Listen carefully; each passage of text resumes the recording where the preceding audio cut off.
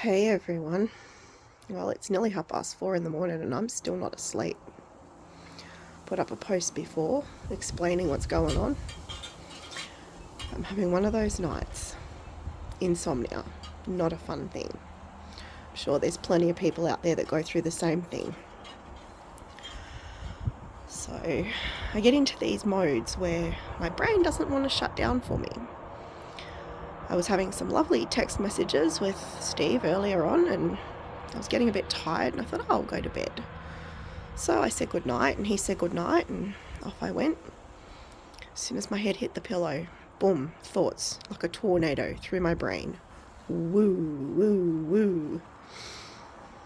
Frustrating. Just wondering things. In my post I mentioned some of it, but there's a lot more going on in my head. I hate it when my head won't shut down because I don't get any sleep. Although last night I got heaps of sleep. I crashed pretty early and I didn't wake until pretty late, so I was mostly asleep for the entire night, which was unusual for me, but I did wake a few times because I had a cat crawling around on the bed with me. But yeah, tonight sleep ain't happening. And it's frustrating because I got a 50-minute drive with Steve tomorrow to check out this camping spot that we're going to for the weekend. So, sitting on my front porch at the moment, hoping that the cool night air will make me cold enough to shiver so that I'll think, oh, okay, something else to think about, and might actually get tired enough to go to sleep. But at the moment, it's not happening. So, so much that I went through last year, and it all came to an end, and I was kind of relieved that it was, I was safe all of a sudden. I was safe again. Because all the shit that I went through, I was not safe. I was not in a good headspace and I was basically put through the ringer. And, I got towards the end of the year and I thought, no, I don't need this shit. I really don't need this shit. And I took space from, I'm not going to explain too much about it because said person doesn't like videos, whatever. But I took some space for me. I needed to heal because I'd been through so much. I'd been in a dark place and I was going through that healing process quite well, and I've been talking to Steve, who I was talking to a couple of years ago anyway, but there was a period of time where he'd gone up into the mountains and there was no reception, and he didn't have a phone either. We used to talk while he had a tablet and a laptop, and that's how we used to talk. But he got a phone and reached out, and we've been talking again ever since, and it's been an amazing journey, actually properly getting to know him. And some of the stuff that he's been through has been pretty traumatic and pretty horrendous. But he knows how to look after himself. He's pretty damn good at it, and no one likes to mess with him. He makes me happy. He makes me feel safe. And he's been my rock in my healing process, and I'm actually really, really enjoying my life at the moment, but I just don't enjoy these moments where I want to go to sleep and all the past shit just starts coming back into my head, twirling around like this bloody tornado in my head. It's like a tornado meeting a cyclone. So it's just going round and round and round, all just different things, Why did I not recognise this red flag? Why did I not listen to this alarm bell? Why did I not listen to this advice? People warned me about things, but I was so caught up in the emotions and the feelings that I was having at the time that I didn't want to believe what I was being told or what I was even seeing or realising at the time. I didn't want to believe it because I wanted to believe that the person in question was a good person, because that's what he'd portrayed himself to be. And then I think back to previous times where I've been in situations where I've ignored alarm bells and red flags. I think I get myself into these bloody messes. I seem to attract these types of people. But having been through it all, I've learned a lot of lessons, and I think now I'm in a better mindset as far as that sort of thing goes, because when I come into contact with people now, I'm a bit more cautious about who I'm willing to accept into my life and who I'm willing to talk to, willing to be their friend at a distance. But I'm the sort of person that just wants to be friends with everybody. Like, I can get along with everybody, but people just seem to have an issue, and there is someone driving into my court. Okay. Okie dokie. That Commodore has not been sighted since just before Christmas. Okay, that was great, wasn't it? Yeah, I can tell you about that incident now. So just before Christmas, we had this weird-ass guy standing out on the nature strip. And he was just standing there, doing nothing. And then he sort of wandered into the middle of the road, and he was standing in the middle of the road in my court where I live, doing nothing, a bit strange. Then he was leaning against the lamppost the pole on the other side of the road. It doesn't have a lamp on it. We call it a lamppost, but it's a pole. Then he pulls his phone out and starts doing something on his phone. Then he puts the phone away again, and he comes and he checks in my rubbish bin, which was sitting on the nature strip, which was really odd. And I was on the phone with a friend at the time, and I coughed, and this bloke saw me, even though I was sitting in the dark on my front porch, and realised I was sitting here watching him. And then he just stood there staring at me for a couple of minutes. Then he's pulled something out of his pocket, which the light glinted off, and I'm like, oh, okay, this is my cue to go inside and call the police, because I don't know what that is. Is that a screwdriver? Is it a knife? Is it something else? It was metallic, whatever it was. But, walking around, looking in people's mailboxes, looking in the windows of people's cars and things in this court, and I'm thinking, what's going on? So I've called the police. Police, oh yeah, we'll send a patrol out to have a look, and you just stay inside, stay safe. So I was staying inside, but I was still watching out the window just so I could keep an eye on what was going on. Patrol car turns up, drives around the court, disappears. The guy's still there.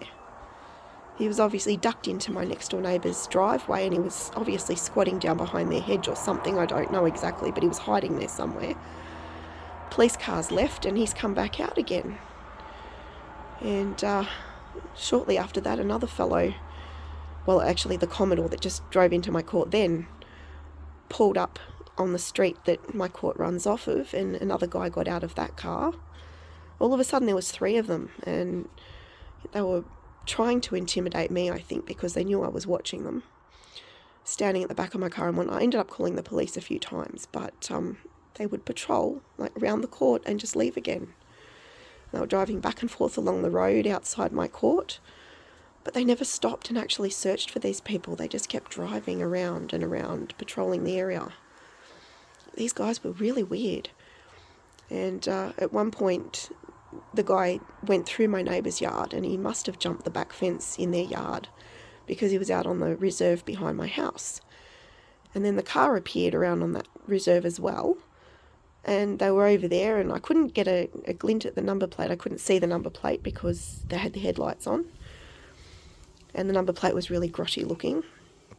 So anyway, nothing happened, and they came back a couple of times. And one day when I was out bush where Steve camps, and I was dropping him off, they drove past on the road, and they slowed down when they saw my car. So they obviously recognised my car.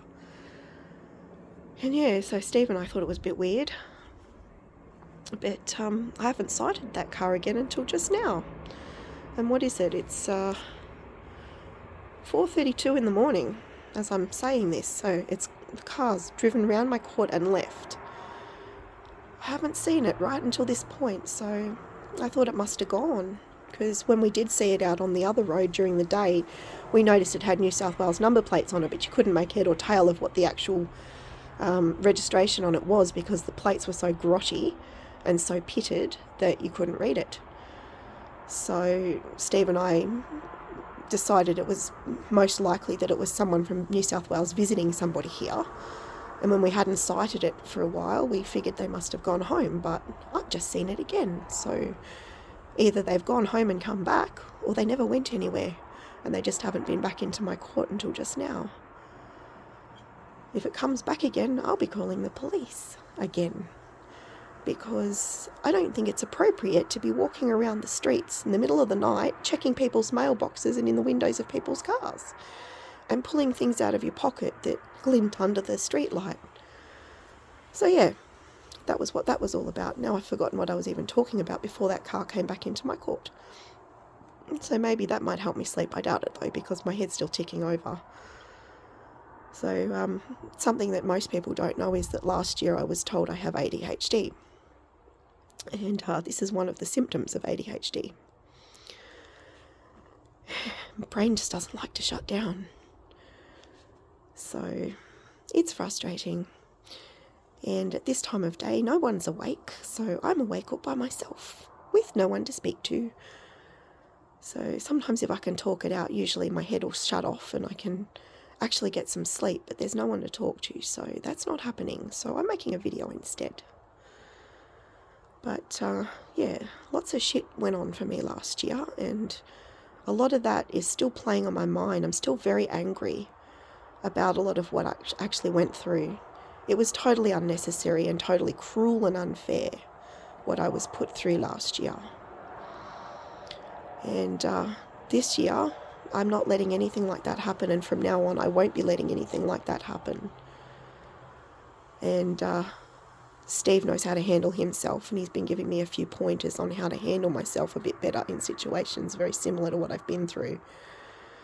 So, pardon me, I'm actually learning how to better handle myself in those types of situations. So this is something I could have learned a long time ago, but it's taken me this long to learn it. So hopefully I won't have to go through shit like that anymore. But I still have to have a heart and feel really sorry for other people that are going through stuff like that. Especially with the people that have done things to me that have gotten away with it and moved on to do similar shit to other people. It's not fair, it's cruel, it's nasty, and there's no need for it.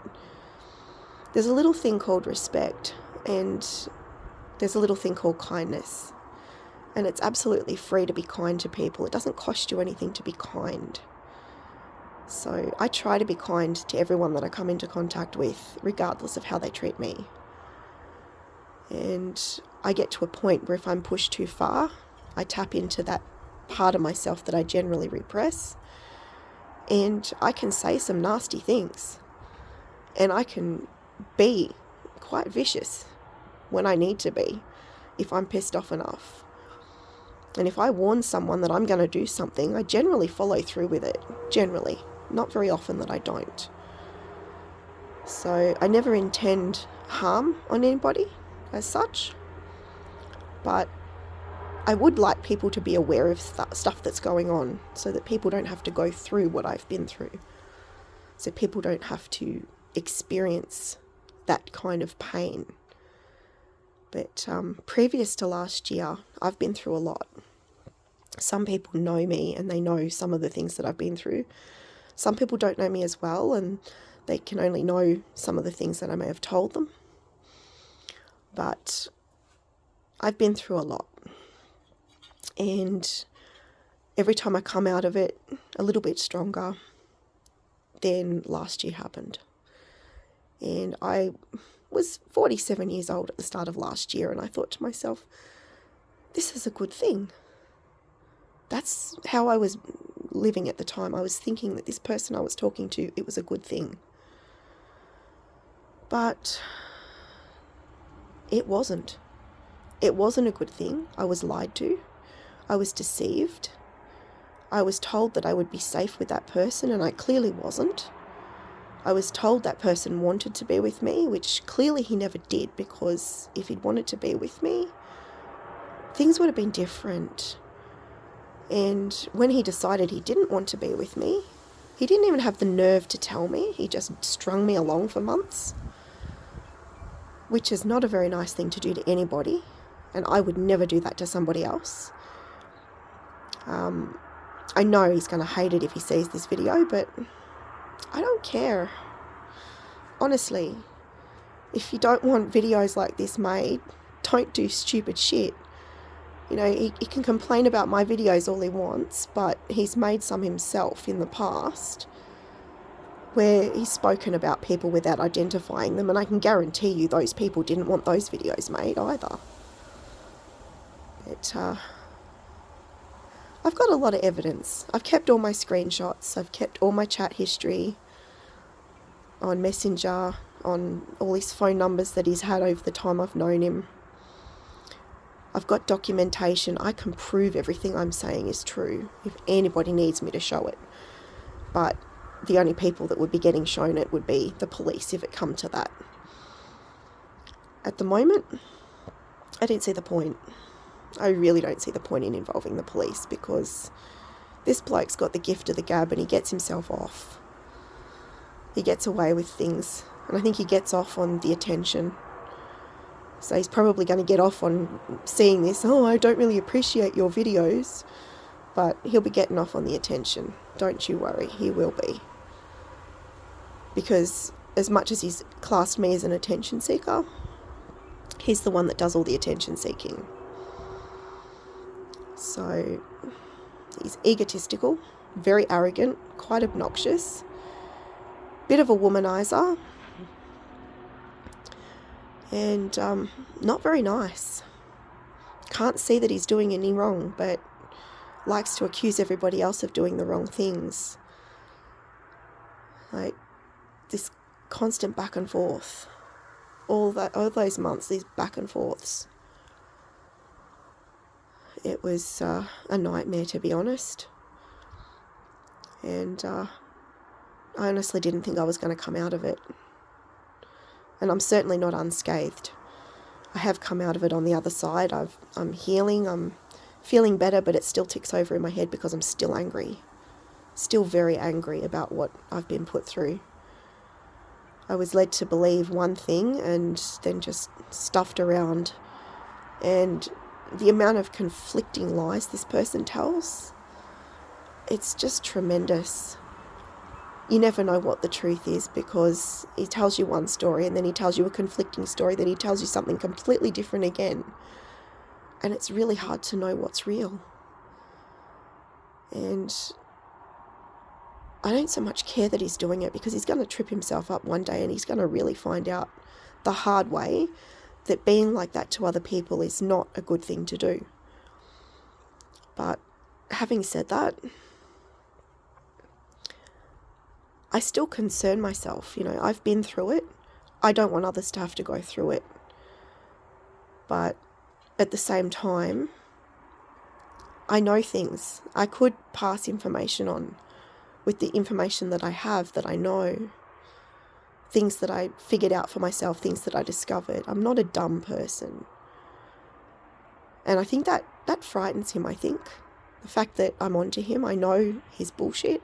I see right through it. I see what's going on. And I think that's frightened him for a while, and I suspect that might be why he's put me on the outer. I deleted some of the previous videos, but because my head won't shut down, I needed to vent. And I figured, why not make a video? Why not? I got no one to talk to, so I'll talk to a video instead. So yeah, I can ramble and ramble and ramble about this, and it's just going to keep going around and around in my head. But it can't actually affect me in the same way anymore, because I'm not in that situation anymore. But anyone else that comes into contact with the person, they're going to face stuff. Some of them already do, because I've spoken to people that he knows. And people have told me things. And at the very beginning, I wouldn't listen when people were telling me things about him. I didn't want to believe some of what was being said to me. But he's just got to remember that he's introduced me to a lot of people, and I've become acquainted with a lot of people that he knows. And I've since discovered that I know other people who know people that he knows. So, yeah, I know things. And it doesn't take much to just sit back and observe and listen and figure things out. It doesn't take much at all, especially when you've got someone that has verbal diarrhea. He reckons I've got that. Well, he doesn't know how to shut up. He brags about things, boasts about things, talks about things, and tries to be an absolute cockhead about it half the time. But he gives a lot away, and it's not just what he's giving away, it's the confirmation coming from other people that he's acquainted with. So it doesn't take much to just figure it out. And I figured a lot out. If I really, really wanted to, I could put the effort in, and I could really do some serious damage. Not physically, of course, but I could do some serious damage. But that's not who I am. It's possible, I'm capable of it, but it's not who I am. I don't do that stuff to people. I treat people how I want to be treated.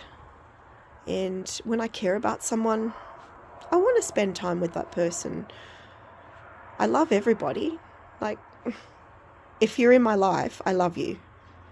You know, whether you're male, female, old, young, makes no difference. I'm just full of love and light to give to everybody. And so if you're in my life, you're there for a reason. It's because I love you. So that's just who I am. Loving, caring, giving, even to my own detriment. And I always put my hand up to help whenever anybody needs help. And my friend Joe can verify that, and so can Steve for that matter. You know, I'm always the first one to offer because I enjoy helping people. That's just part of who I am. It's ingrained into me. I think I take after my mother in that respect because she also likes helping people out. Like, she loves to cook for people. Anyone that's been to the rallies in Melbourne that's eaten her cooking knows that she loves to cook for people. She makes great brownies and scones and little quiches and all sorts of stuff. She makes some brilliant food. My mum's a really good cook, and she really loves feeding people. And for a long time there, I was much like her. I loved to cook and feed people. We used to do a Friday feast at my house. Every Friday night, my family would all come home. All my kids, well, not the oldest, because he doesn't talk to me, but my daughter and her partner at the time would come over, and even after they broke up, she'd still bring friends over and stuff. We used to have a feast. Sometimes it'd be bolognese, sometimes I'd make tacos, sometimes we'd do a barbecue, sometimes it was a roast. But there was always a meal, a feast for people to have, and in the colder weather we'd quite often light the fire pit, and sometimes the older kids would even bring their drinks over and they'd have some drinks as well. Good times. They were good times. But all last year, because I was so entangled with this other person that's caused me so much grief, I didn't spend a lot of time here in Morwell. Morwell doesn't really feel like home, hasn't for a long time. And I was enjoying the things that we were doing. Like, I'm not going to get into detail because it would give you too much of a clue as to who I'm talking about. Some of you already know. But the type of work that he was doing, he had me helping. And I was under the guise that I would get paid, of course, and I've only been paid a couple of times, but nonetheless, I still enjoyed it, so I continued to do it, even though I wasn't being paid, because I was learning something new. I found something new that I was actually interested in, and it was revolving around cars. That's all I can tell you at the moment. Ever since I was younger, I've loved cars, but I've never really understood them. When I was a child, I was a bit of a tomboy. I'm the first to admit it. Give me a doll and I'd have it destroyed in a few minutes. Give me a couple of Matchbox cars and I'd be out the front with my brother playing with cars in the dirt.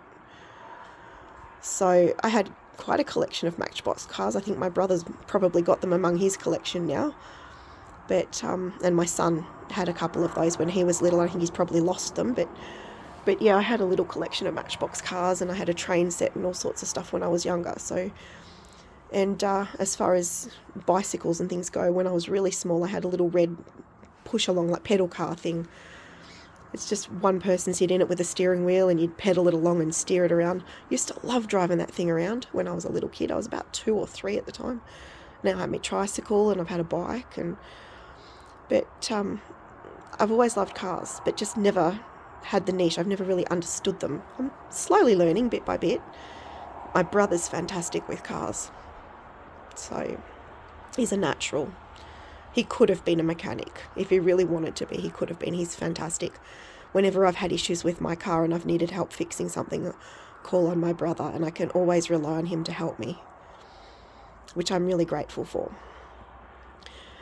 And yeah, so I've always loved cars, and that's what this work entailed. It was working with cars, not fixing them as such. Well, there was some of that too, but yeah, it was cars. And I was enjoying it. And it took me back to when I was quite heavily pregnant with my second child, and I was driving a V8 Commodore, and we had oil and water mixing. We had a cracked head, and we had to replace it. So here I was, heavily pregnant in a tracksuit, out in my dad's garage late one night, and my dad and I actually pulled the car apart, the engine, pulled it apart, and replaced the parts that needed replacing. Enjoyed doing that, I really did. And a friend that I used to hang out with all those years ago when our kids were little, her partner at the time was very much into fixing his cars. He had a Kingswood, and I was with my first partner at the time, and I think he was a little annoyed at me because I was always very interested in what the friend's partner was doing with the cars. I was trying to help. Quite often I'd run him down to the parts store to get bits and pieces that he might have needed. Like at one point he needed a gasket and he couldn't quite get it to fit properly. He ended up using, I don't know, some glue stuff, I can't remember, to put it in or something. I can't remember what he did exactly, but it's yeah, I enjoyed watching and learning. He changed my brake pads for me. I watched, I learned. I didn't have the strength to do it myself, but I enjoyed it nonetheless. And I can change a tyre. If I get a flat tyre, I can change it myself. There's a lot of people out there who can't. So I do like cars, and I do like learning about them. And so I think that was one of the things that hooked me in, was the fact that it was all revolving around cars. And I miss that. I actually do miss that. And there are other things I'm interested in.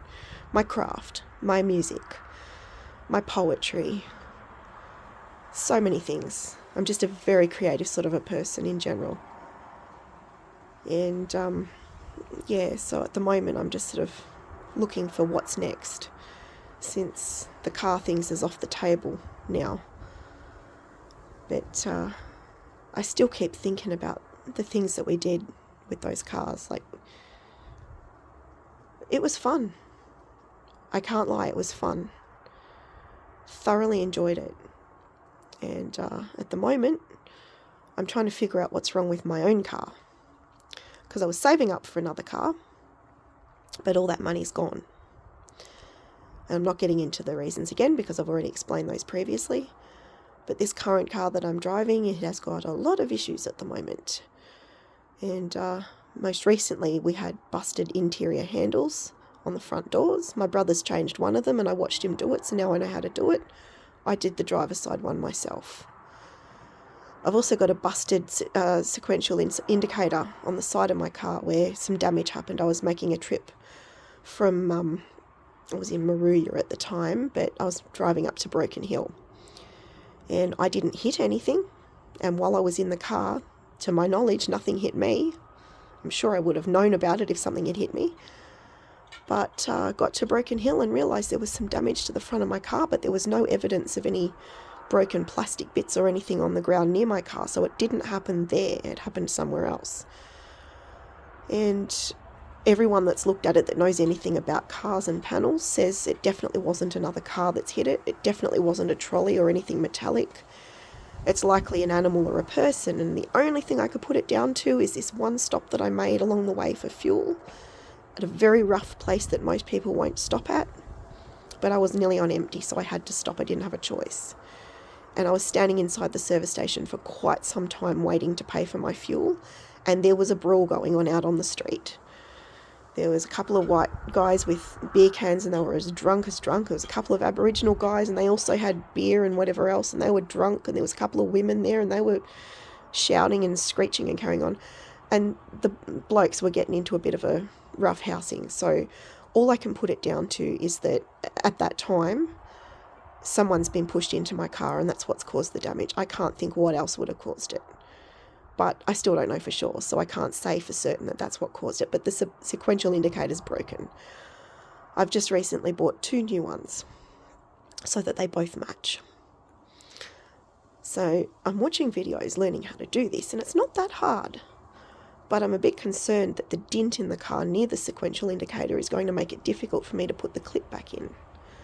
So I haven't attempted it yet, but I plan to very soon, when I get up the nerve to do it. But I've also got issues with my ring gear. Every so often it'll just grind when I try to start the car, and the car won't start. And that's been going on for a good 2.5, 3 years. No one could tell me what it was initially, but yeah, it was discovered, so we know what that is. I've got a demister that doesn't work in my car. My aircon and my heater don't function properly. I can turn them on, and you put your hand near the vent, you can feel heat if it's the heater, or you can feel cold if it's the air conditioner, but there's no fan. So after doing a bit of reading and research, it's possible that the plug for one of my fans that's in behind the glove box may have burnt out, because apparently it's a common issue with my model of car. So now I've got to pull the glove box out and unbolt the screws and pull the little panel out from behind there, in behind where the filter is, and have a look and see if that plug is burnt out, because if it is, I need to replace that fan. That's going to be fun. I'm going to have fun doing that. I'm also missing the boot liner, because back in 2019, some idiots, we've had a lot of break-ins around this area in cars over the years that I've been here. I've been here for quite some time in this house. But there's been a lot of car break-ins. I've had several cars since I've been on this property, and each one of them has at least been broken into once. All except for one car, my little Telstar that I had, never got broken into, but the others have all at least been broken into once. Some of them more than once, and several other people in the nearby streets and so forth have also had cars burgled and stuff. My garage has been broken into numerous times as well, but that's beside the point. This particular time, I'd actually been over to Maui to pick up my friend Richard, because he used to come over here a lot. We were really close. And I'd taken him home the next morning, because he'd stayed at my house the night. And we'd noticed that the front of the car had been rifled through when we got into the car, which was rather odd, because the car was locked. We couldn't figure out how they got in. And after I dropped him off, I pulled up at the fuel station back in Morwell and realised, there's something hanging out of my boot. Bayless twine. At the time I had guinea pigs, and we had a bale of hay in my carport, and they had nicked the baler's twine off of my bale of hay, and when I had my boot open the previous day bringing my shopping in, they tied the baler's twine to the boot release and closed the boot. And when I come out, I thought, I must have already closed that. And I had Richard here at the time anyway, so I thought if I didn't do it, maybe he did it and didn't think anything of it. But discovered that the baler's twine was hanging out, so I've opened my boot to have a look, and it was definitely tied to the boot release. So when I spoke to the police about it, it was surmised that they've used the baler's twine to release the boot. And when they got into the boot, they've gone through the car.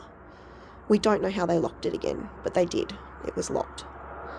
But they stole a lot of shit out of my car. So they also took the boot liner, so I need to replace that.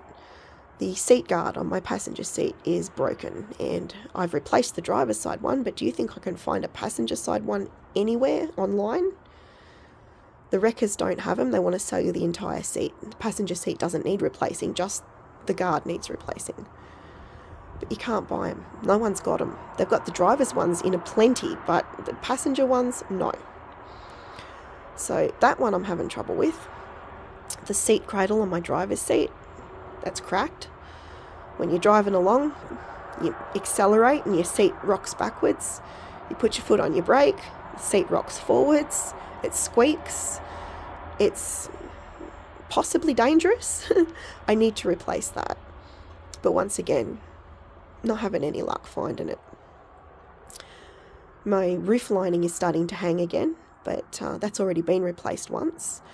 The interior upholstery on the door of the passenger side is basically delaminated. It's coming off the door, so I'm going to have to glue that back down. My headlights are getting a bit dull. I've cleaned them with toothpaste, no less, which got them reasonably clean, but they get dirty really quickly because they're so pitted, so they need to be replaced. My front mudguard, or front guard, I should, not mudguard as such, but front guard, has a lovely dent in the front of it where I was travelling behind a ute, and this ute had no plates on it, and it had a tray full of rocks, and it's driving along the road and I'm sitting behind and all these smaller rocks are falling off and hitting the road. I'm like, shit. So I've hung back a little bit and all of a sudden this big rock has come off the back of the ute, bounced off the road and hit the underside of my car. So now I've got a massive dent there. So that's got to be fixed, replaced, whatever. My rear bumper is missing 3 clips because when we replaced that sometime last year, 3 clips weren't put on, so I do have to put those on. My guards, mud guards on the back of it are missing. I haven't put them back on. I've got them, just have to put them on. But there's mechanical stuff going on with it as well. It needs a good service, but all this mechanical stuff is going to have to be checked out. Plus my front struts, plus whatever the weird-ass wonky rattle is that's going on in the back of it, which we're not 100% sure what that is. Plus I need new brake pads, so I mean this car is starting to really cost me some money. But it's going to be fun to try and fix it up. There are things I can't do myself because I don't have the physical strength to do them. So I'm going to have to get a mechanic to do those things, but any of the smaller little fiddly things I can do myself. I'm figuring it all out for myself. And I've got last year to thank for that. So while I went through hell last year, something good came out of it. It's actually motivated me to get off my ass and actually start doing stuff for myself. I've since replaced headlight globes and fog lamp globes. I've replaced an indicator globe. I've done all that myself. I've changed tyres on it. What else have I done? My battery, when the terminals keep coming loose on it for some stupid reason. I don't know why. I have to keep tightening those up, and I'm not sure why they're coming loose. It's apparently not normal for them to come loose, but they have been, so I've been having to tighten those up. There's fuses that keep coming loose. Like, there's been a couple of times where the car wouldn't start. Get the bonnet open and make sure all the fuses are pressed down under the bonnet. Yep, suddenly it starts again. So it's the one that's tied to the fuel or something. I had someone look at it and told me that it was the fuse that's connected to the fuel pump or something. And if it's not in properly, the car won't start. But yeah, lots of bits and pieces. My auxiliary port doesn't work anymore, so even if I could use the phone that I was using with the auxiliary port in it, I can't listen to music that way in my car. The CD player's never worked in this car, so I don't even have that option. I've been trying to use one of those little Bluetooth things that you plug into the cigarette lighter and it connects to your phone and you can play music that way. But in certain areas it still picks up partial radio signal and you get all this crackle coming through your music and it's not pleasant to listen to. So I've really got to do something about that too. Though mostly lately I have been driving around with no music at all. I'll put it on for a little bit and then I get annoyed with the crackle, so I turn it off. But that's not like me. The me that I was likes listening to music, so I want to fix it. the interior needs a good clean again, because I've been carrying dogs around in my car and they've been drooling all over the place and whatnot. So I need to give it a good thorough cleaning and possibly get some seat covers to protect the seats a bit. Yeah, plenty of things need to be done with my car, and they're all just the things I know about. There's other things going on. There's like sensors and things that are apparently playing up. So, but I'm going to have fun trying to figure this out, because at the moment I can't afford to buy another car. One was offered to me and then I was ghosted, so I don't think I'll be getting that one, especially since I've since been told to stop contacting that person, which is nice considering they still have one of my cars that I've never been paid for. But anyway, we'll forget about that for now. That's another story. I just can't afford to replace my car, and now I've got to try and fix this one up, because I need it to stay on the road, because I need to get from A to B. I have back issues. I can't just walk everywhere. Years ago, walking wasn't an issue, even with my back problems. Years ago, buses, taxis, all of that sort of thing, I could do all that. These days, my back is a lot worse. I've got issues with it big time, and walking for short distances is fine. Some days I could walk longer. Like when I used to do the rallies, some days I could actually do them. Other days I'd stop at the steps and that's as far as I'd go, because my back was playing up. Sometimes I'd walk part of the way and I think, oh, my back's too sore, I need to turn back. And sometimes I'd get part way along and I'd end up jumping on a tram. So having my car is crucial. I really need to keep my car, and finding ways to fix it cheaply without making it unroadworthy is my current thing that I'm sort of doing. But eventually I'd like to be able to buy another car. So I'm doing some craft at the moment. I've been making anklets and things, but I've got to find a better way to make them, because I think I need a soldering iron. The little rings that you put on them, the split rings. I'm using like tiger tail, it's a stainless steel tiger tail wire stuff to thread the beads onto that I'm using for them, and it's quite thin, and the split rings, they don't join properly because they're not soldered, and that little bit of tiger tail stuff seems to slip through and the anklets fall off. So I need to get a soldering iron, I think, and start soldering them, because I made 3 anklets for myself while I was in New South Wales for New Year's, and on my way home I lost one. It came off, and I don't know where I lost it, but it came off. And I was a bit annoyed because it was made with tiger eye chip beads and hematite, little barrel-shaped hematite beads. So I'm a bit annoyed because I wanted to wear that anklet. I liked it. But I'm going to make some of these things once I can figure out how to make it so they don't fall off. I'm going to try and sell some, and I'm not wearing one at the moment, but I have crystal necklaces where I actually crochet around the bottom of the crystal, or around the top of it, I should say, and put it on a leather cord or a different type of nylon cord or something. I put it on a cord anyway, like sometimes something like that. I don't know if you can see that one. This is not a crystal, this is something else, but that's the sort of cord I sometimes use. This one's a pendant that blocks EMF that I bought online. But yeah, my crystal ones generally have that cord or leather. So I've got to get some more supplies to make some more of those. And when Steve and I eventually get up to Gaffney's Creek, we're going to get some crystals from up there, because he knows where we can mine them. So hopefully I'll get a few pieces that I can actually make some jewellery out of from up there. But yeah, looking at things that I can actually do to try and sell to make some money, because at the moment I don't have a lot of money coming in. I just got my disability pension, and I might be disabled, but I'm not totally incapacitated, and I'm not totally unable of doing things. I might have the odd day where I can't do anything at all, but my hands are not useless. I can use my hands, so I can make things. So that's my intention. But anyway, this video is long enough. It's nearly 45 minutes long, so I'm going to end it here. And it's starting to get light. It's almost daylight. As you can see, the daylight is coming through. So I've been awake all night, and my head's still ticking over, and I'm still yapping. So I'm going to get off this and I'm going to go and lay down and try and get a couple of hours sleep before I've got to drive all the way to this camping spot just to check it out and work out what we need to take with us. So I hope you all have a good day, and I'll talk to you again soon.